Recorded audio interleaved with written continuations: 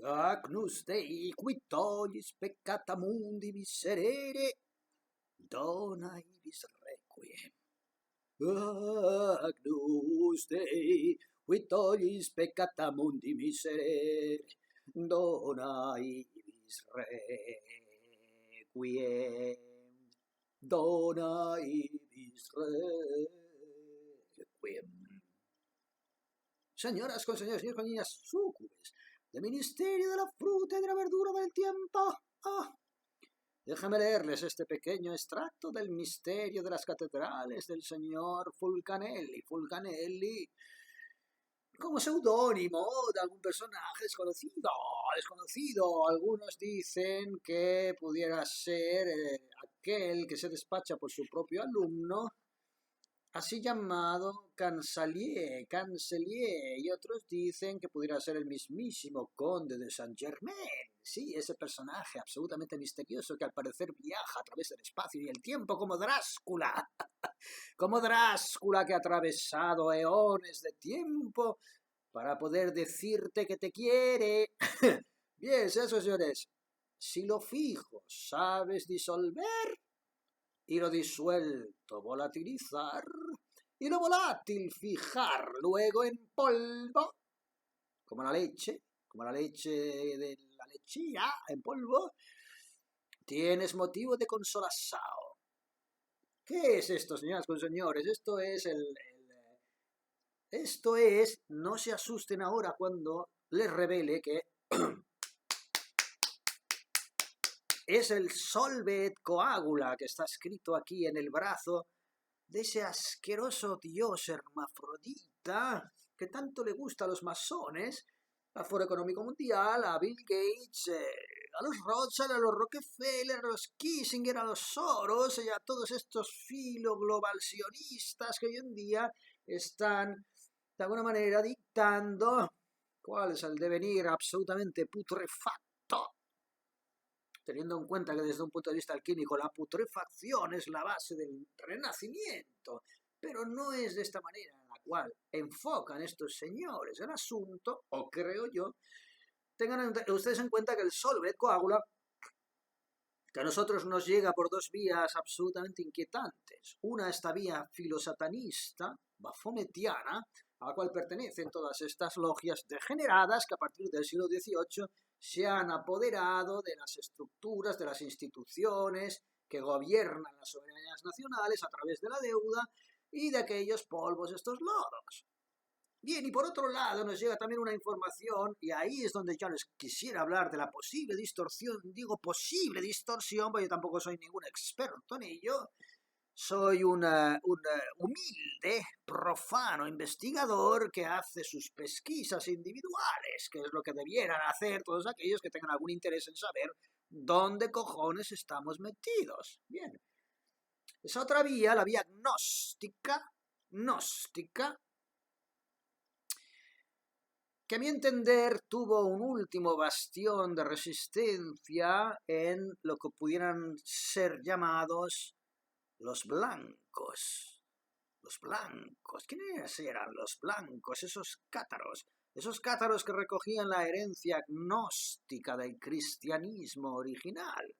La doctrina revolucionaria de Cristo que fue voluntariamente hackeada por la logia judaica, que no pudiendo tolerar que su antiguo dios primitivo, arcaico y salvaje, voraz, carnívoro, el del ojo por ojo y diente por diente, desapareciere de la faz de la conciencia humana como heredera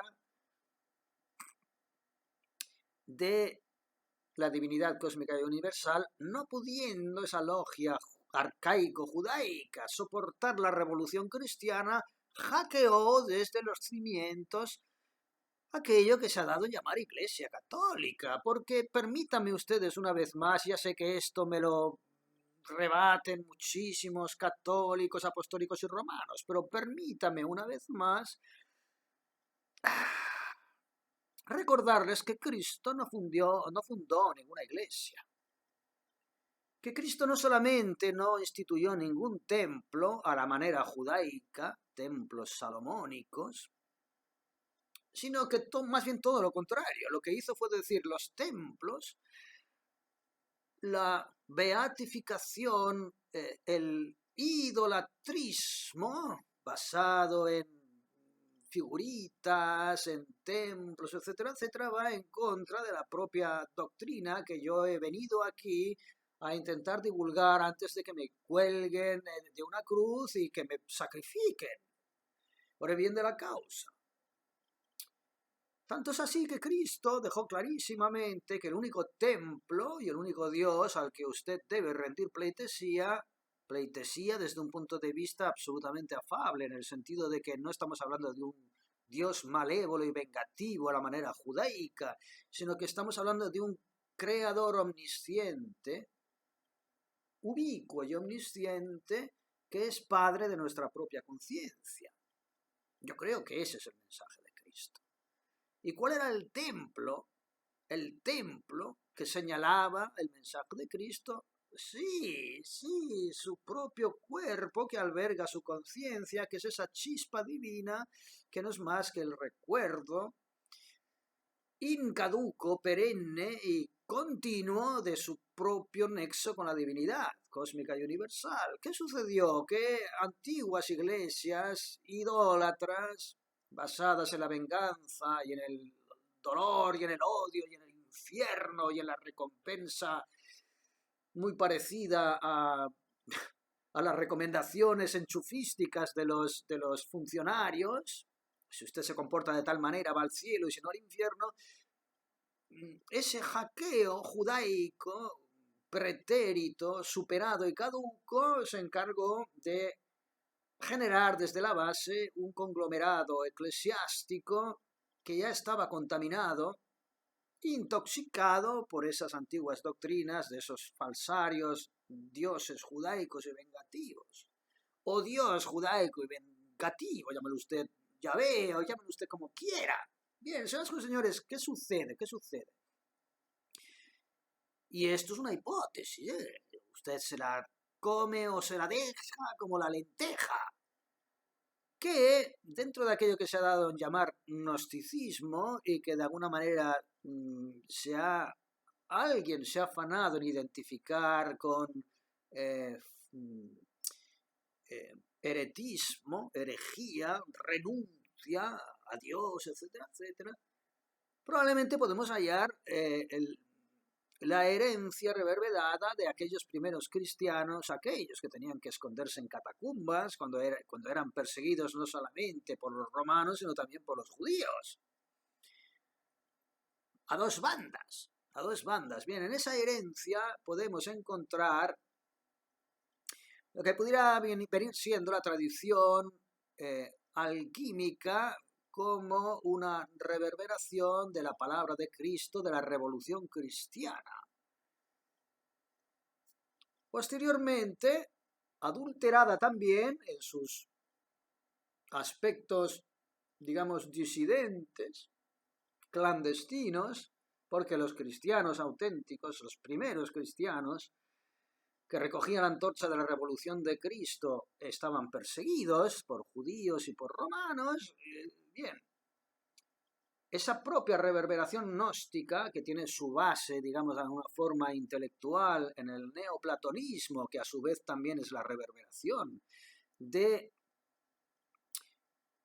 toda la representación metafórica del origen del universo. Ni más ni menos dentro de nuestra sociedad occidental, la mitología griega representa metafóricamente todos los elementos que después reverberan en la alquimia medieval de el nacimiento del universo y del cosmos, nuestros orígenes. Estamos hablando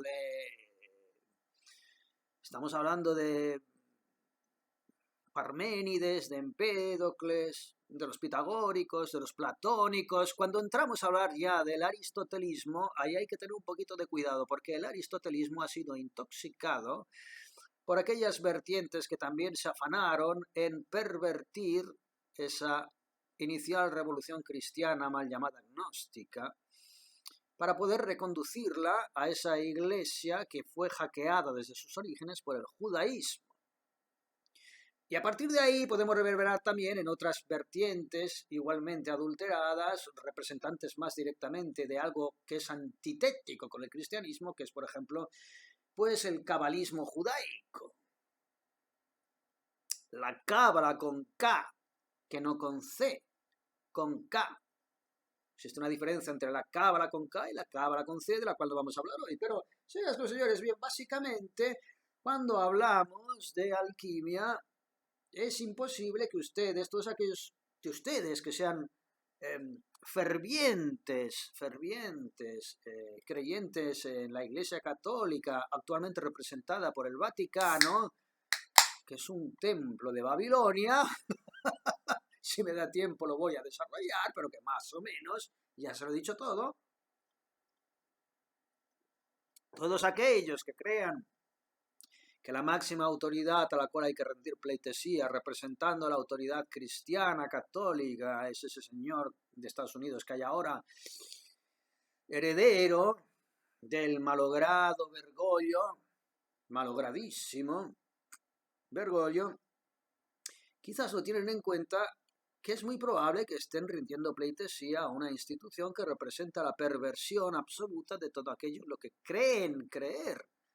Valga la redundancia.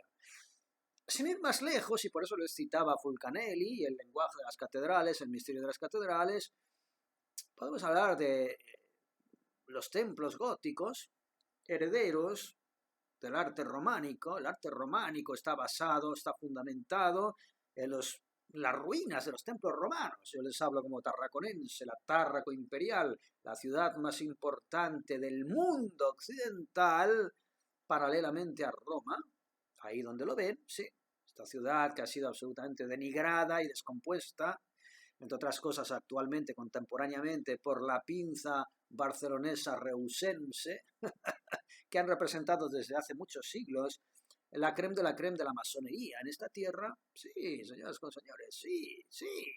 Si siguiéramos hablando de masonería, podríamos hablar también del Lluís Companys y de todo aquello que los independentistas reclaman como la base de su propia independencia cultural, cuando básicamente fundamentan su nacionalismo en una guerra no de secesión, sino de sucesión entre carlistas y borbónicos, cosa que ni siquiera estos independentistas que hace 5 años, 6, 7 años salían a la calle a quemar containers, sabían, porque no tienen ni puta idea de su propia historia, y porque generalmente aquel que enarbola banderas suele, por desgracia, adolecer de una total ignorancia de la propia historia, de la conformación geopolítica y económica de su país. Siempre suele suceder así. Pero bien, señoras con señores, les hablaba de las catedrales como libros abiertos.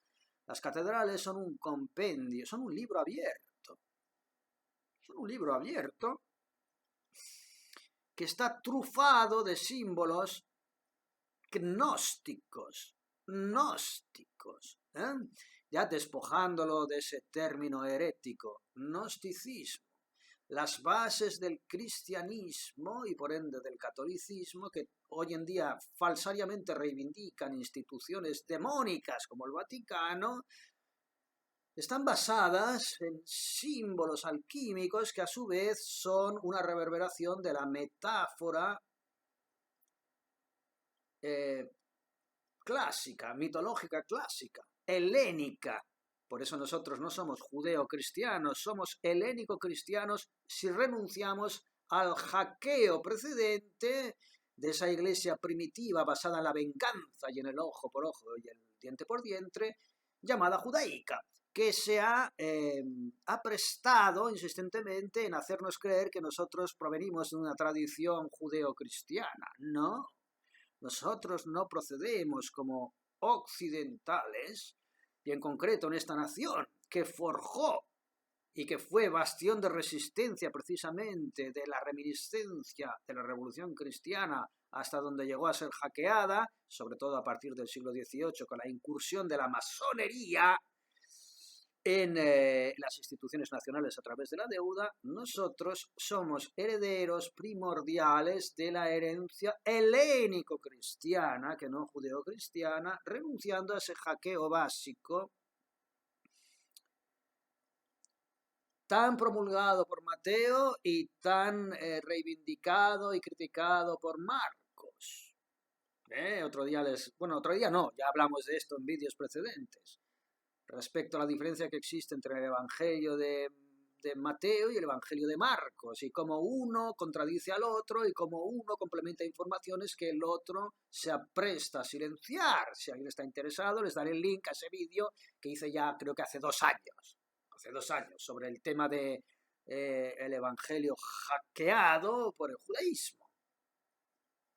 Bien, señoras y señores, y cuando hablamos de Solve e Coagula, hablamos una vez más de hackeo satánico en este caso, esos dioses ridículos y grotescos, caprinos, hermafroditas, esa cabra asquerosa, que además suele tener en sus facciones más ulteriores de satanismo a 2 niños pequeñitos sentados a sus rodillas, que tiene ese escrito de Solve et Coagula aquí, en las venitas, aquí donde inyectan las cositas, sí, donde inyectan las cositas a los diabéticos, y aquí a los borregos. Pero bueno, la cuestión es inyectar. Bien, Solve et Coagula es una premisa que hace referencia a la conformación del universo. El universo, como las olas del mar, tienen una resaca que embiste y luego retrocede, embiste y retrocede, embiste y retrocede. Esto es, señoras y señores, esto es el eterno retorno, esto es el mito del eterno retorno. Sísifo o el eterno recomienzo, no tiene nada de satánico. Otra cosa es que después esas logias secretistas que han teñido informaciones y sabidurías ancestrales y herméticas para el beneficio de sus propias conformaciones geopolíticas. Estamos hablando de todas estas familias parasitarias que, como les he dicho, hackearon todas las soberanías nacionales a través de la deuda.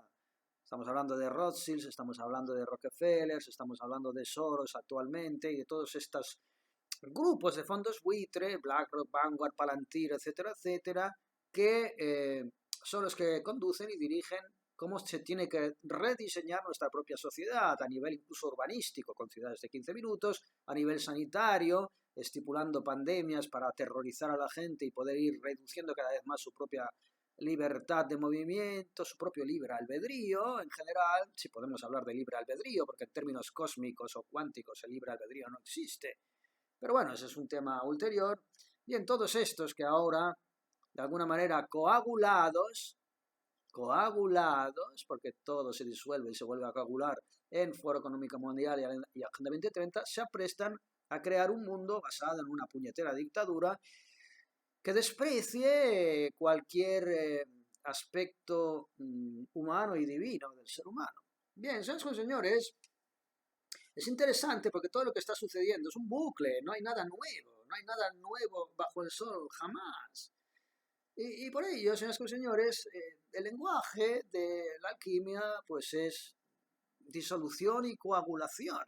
Nosotros somos materia espiritual coagulada en una cuerda consciente que está solidificada en un cuerpo, en una realidad material que es absolutamente limitante a nuestra propia naturaleza omnisciente y ubicua. Somos prisioneros. Sí, somos prisioneros. Las catedrales son libros abiertos que le dan la clave para entender hasta qué punto usted es un prisionero. Porque las catedrales, contrariamente a lo que la gente piensa, templos religiosos donde la gente va a rezar, otrora, cuando fueron construidas, no solamente eran templos que evocaban la relación divina del ser humano con Dios, con el cosmos y con el universo, sino que también eran centros de generación de cultura, de arte, centros hospitalarios en los cuales se ofrecía albergue a los necesitados, a los discapacitados, se ofrecían curas a los enfermos.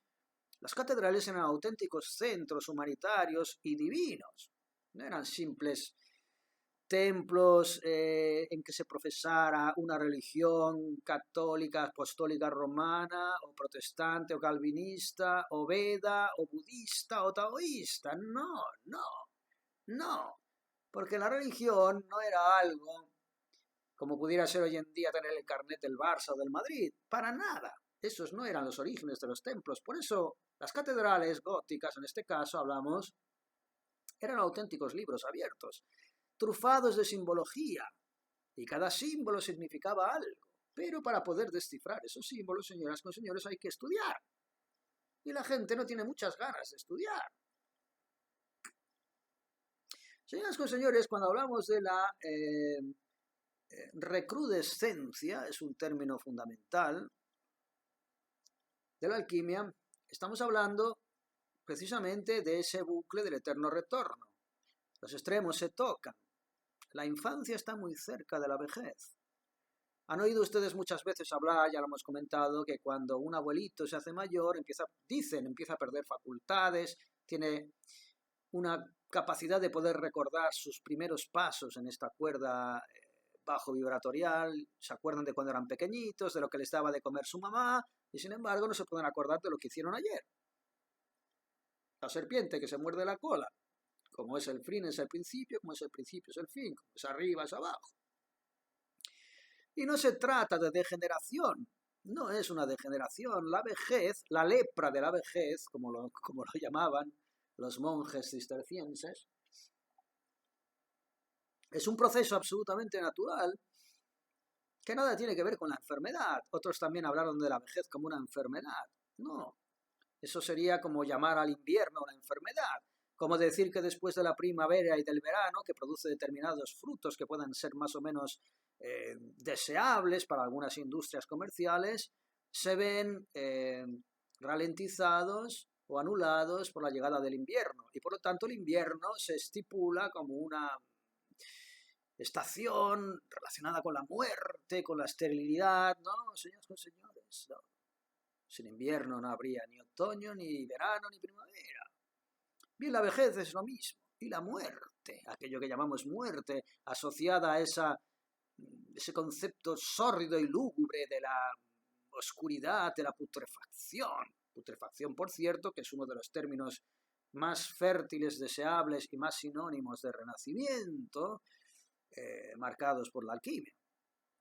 Pero, señoras y señores, aquello que nosotros reputamos una desgracia, una enfermedad, la pena que nos procura ver a seres humanos supuestamente perdiendo sus capacidades cognitivas, sensoriales, no es más que un ciclo que se aboca a un renacimiento absolutamente luminoso, omnisciente y ubicuo, al cual nosotros no podemos ascender todavía en esta prisión.